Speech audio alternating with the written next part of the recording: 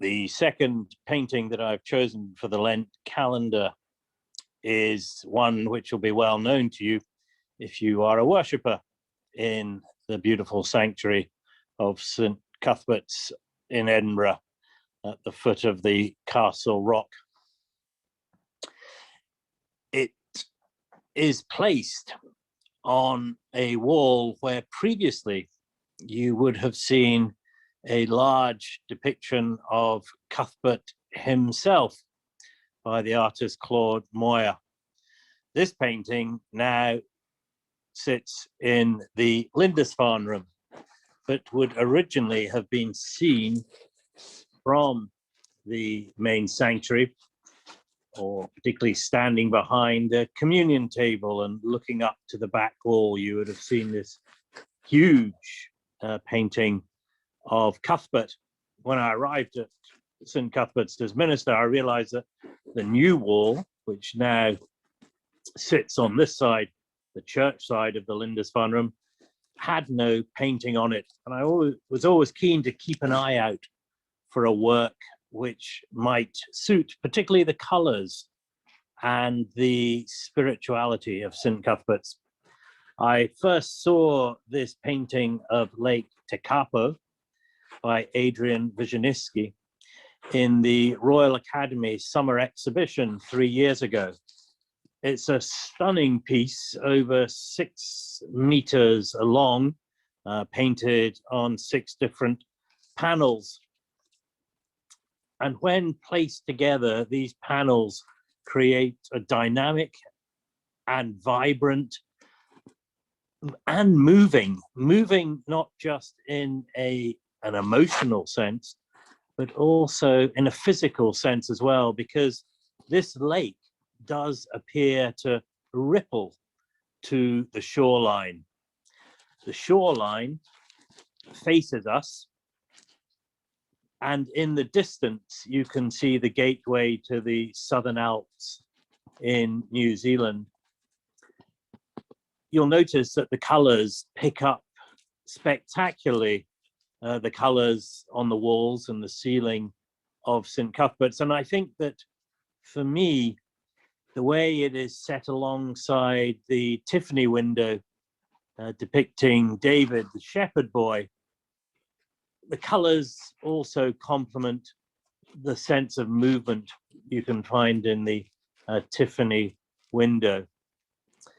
For Adrian, this was his first move into landscape painting. He is well known as a distinguished Scottish artist, one of the young Glasgow boys. And his work up until Lake Tekapo focused on portraits.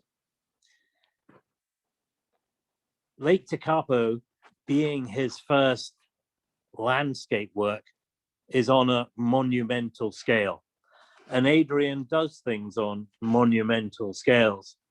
To have it hanging as it does now in St Cuthbert's is incredibly special. I think the spiritual links come from the fact that St Cuthbert's sits on a site where traditionally there was a lake, and before that a river. That's now been replaced by West Princes Street Gardens, and Norloch is no more, although we do have the Norloch room in the church. So it's nice, I think, that Adrian's work brings back a sense of water into St Cuthbert sacramentally. We always think of water as being based around the font, and with it, baptism.